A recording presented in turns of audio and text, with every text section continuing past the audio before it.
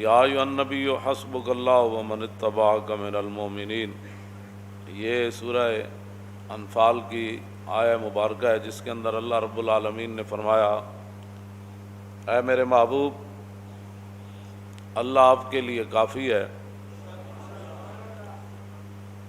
اور مسلمانوں میں سے، مومنوں میں سے وہ کہ جنہوں نے آپ کی پیروی کی، ان کی غلامی آپ کے لیے کافی ہے۔ مفسرین نے لکھا کہ یہ حضرت فاروق اعظم رضی اللہ تعالی عنہ کے ایمان لانے پر آیہ کریمہ نازل ہوئی۔ نبی علیہ الصلوۃ والسلام نے اللہ رب العالمین سے دعا مانگی، یا اللہ ایک عمر دے دے، اسلام کا کام ہو جائے گا۔ اللہم اعز الاسلام بعمر ابن الخطاب۔ قیامت تک کوئی بھونکتا رہے، کسی کے بھونکنے سے کیا ہوگا؟ قیامت تک کوئی پیشاب میں منہ مارتا رہے، اسے ہمیں کیا غرض ہے؟ کہ جب رسول اللہ نے اللہ سے دعا مانگی، یا اللہ عمر کے ذریعے اسلام کو عزت دے دے۔ ما فشاند نور وساگ آؤ آؤ کند، ہر کسے بر خلقت خود می دند۔ پوری دنیا اور زمین آسمان اور کائنات کا ہر ذرہ حضرت عمر کو جانتا ہے، ان کی غلامی کو بھی جانتا ہے، رسول اللہ کے ساتھ وفاداری کو بھی جانتا ہے، اور رسول اللہ کے دین کا جو انہوں نے کام کیا ساری دنیا جانتی ہے، پہاڑ بھی جانتے ہیں، اور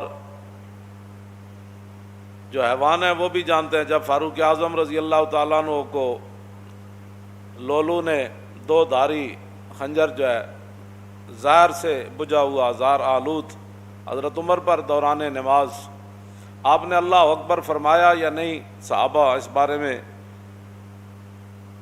واضح طور پر یہ بات ارشاد نہ فرما سکے کہ حضرت عمر نے اللہ اکبر فرمائی یا ابھی ہاتھ ہی اٹھائے تھے تو اس نے آپ پر حملہ کر دیا دوران نماز، تو آپ کا جسم مبارک جو ہے وہ کٹ گیا اور آپ مصلی رسول کے ساتھ ہی گر پڑے۔ تو بعد میں صحابہ پھر ایک حکیم کے پاس گئے، آپ کے علاج کے لیے دور دراز اسے لینے کے لیے گئے کہ بھئی آپ آئیں حضرت عمر کا علاج کریں۔ جب وہ حکیم صاحب صحابہ کے ساتھ آ رہے تھے تو راستے میں کہنے لگے میں واپس جا رہا ہوں، حضرت عمر کا تو وصال ہو گیا ہے۔ وہ کہنے لگے آپ کو کیسے پتا؟ آپ نے فرمایا یہ جو بکری ہے نا دیکھ رہے ہیں، یہ جو فصل کھا رہی ہے یہ اس مالک کی نہیں ہے، یہ کسی اور کی بکری ہے جو غیر کا فصل کھا رہی ہے، اور جب تک حضرت عمر زندہ تھے تو بکریاں بھی غیر کا فصل نہیں کھایا کرتی۔ یہ اس بات کی دلیل ہے کہ حضرت عمر دنیا سے تشریف لے گئے۔ تو جو لوگ بے نماز ہیں، اور بے نماز بھی اس طرح ہیں کہ وہ جماعت کو کوئی اہمیت نہیں دیتے، کوئی شرعی مجبوری ہو تو وہ تو ہے، میں سب کے ساتھ یہ میں خطاب کر رہا ہوں، پوری امت کے ساتھ، کہ فاروق اعظم رضی اللہ تعالیٰ عنہ شدید زخمی ہو کر گر پڑے، اور لولو کو پکڑتے ہوئے مجوسی کو اور بھی صحابہ شہید ہو گئے۔ پھر ایک صحابی نے اس کے اوپر کمبل ڈالا، اس نے پھر اپنی گردن کاٹ دی تاکہ یہ راز راز ہی رہے کہ حضرت عمر کے شہادت کے لیے کہاں سے سازش چلی۔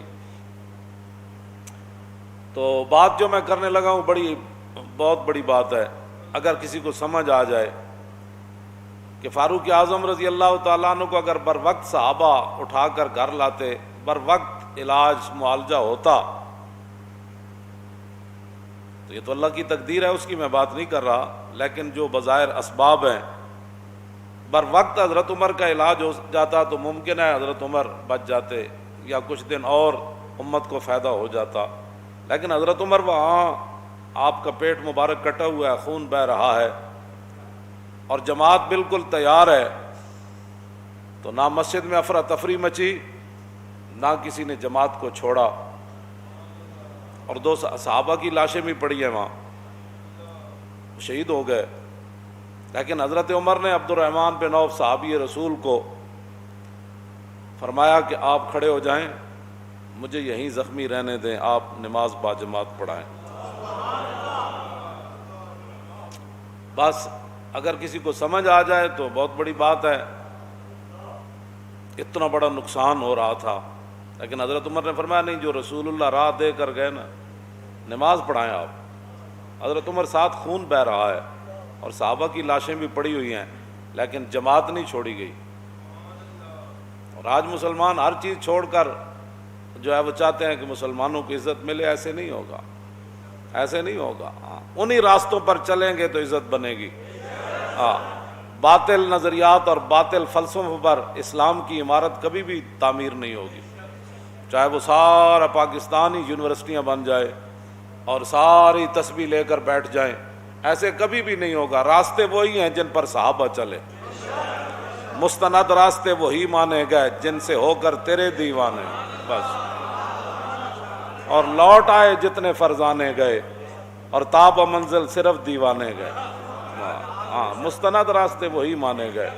کوئی لاکھوں قیامت تک بڑبڑ کرتا رہے اور لاکھوں نئے نئے نظریات نکالتا رہے، نظریات وہی ہیں، راستے وہی ہیں جن پر صحابہ چلے، اور چل کر پوری دنیا کو بتایا کہ کی محمد سے وفاتو نے تو ہم تیرے ہیں، یہ جہاں چیز ہے کیا لوح و قلم تیرے ہیں۔ اب تو مسجدوں میں جمعہ پڑھنے کے لیے بھی لوگوں کو پریشانی ہوتی ہے کہ مسجد وزیر خان میں لبیک والے جمعہ پڑھنے نہ جائیں۔ گلائے جفائے وفا نما حرم کو جو اہل حرم سے ہے، کسی بت کدے میں بیان کروں تو صنم بھی کہہ دے ہری ہری۔ اور میں کیا جڑے پہلے تمبو تھے لگتے سن وہ بھی نہیں، آرڈر ہویا بھی یہ تمبو بھی نہیں لانے، کیونکہ مسلمانوں نے یہاں آج اپنا شوکت اسلام کا اظہار کرنا ہے۔ ہاں جی، اقبال کہندا شکوہ عید کا منکر نہیں ہوں میں، مگر قبول ہے فقط مرد حر کی تکبیریں۔ اقبال کہندا میں عید اجتماع دا میں منکر نہیں، لیکن اللہ اکبر بھی جنیاں دی قبول ہوندی۔ ہاں جی، جڑا اقبال مڑ مڑ کہندا اے حلقہ درویشاں او وہ مرد خدا کیسا، او حلقہ درویشاں او وہ مرد خدا کیسا، او جس کے گریباں میں ہنگامہ رستا خیز، جو ذکر کی گرمی سے شمع کی طرح روشن۔ اقبال کلندر لاہوری ایویں نہیں گل کیتی۔ دسو یہ ٹرمپ نو بھی اگر گل پتہ لگے نا کہ مسلمان جمعہ پڑھن جا رہے سن تے سرکاری سطح تے جڑے تمبو لگتے سن وہ بھی روک دیتے گئے، تے ٹرمپ کہے گا اسی بھی اسلام دے اتنے دشمن کوئی نہ، اسی تانوں اپنے چرچ دیتے نمازاں پڑھن واسطے اور تسی اپنی مسجداں وچ نمازاں پڑھن تو روک دیو۔ اوتھے کوئی جناب کوئی ہنگامے تے نہیں سن ہو رہا، نہ کوئی تے بات ہو رہی سی۔ دسو تسی شاعر دا میں جڑا شعر پڑھیا نا او دا معنی اے وے کہ جو کچھ مسلمان اسلام نال کر رہے ہیں نا، میں کسی بت کدے وچ جا کے کہاں کہ وزیر خان مسجد وچ لوگوں نو سہولت نماز واسطے نہیں دیتی گئی، اور لوگوں نو پکھے نہیں لا کے دیتے گئے، دریاں مسلے نہیں بچھائے گئے، تمبو نہیں لایا گیا، اس گرمی وچ پانی دا کوئی انتظام نہیں کیتا گیا، تے شاعر کہندا جے میں کسی بت کدے وچ جا کے بیان کراں نا کہ کلمہ پڑھن والےاں جمعے والے دن اے حال کیتا ہے، تے پھر بت بھی کہہ دے واہ واہ بھائی کیا بات ہے تھوڑی، واہ واہ بھائی مینوں منن والے تے پھر بڑا کچھ کرتے ہیں تے تسی وحدہ لا شریک نو من کے اے کر دیو۔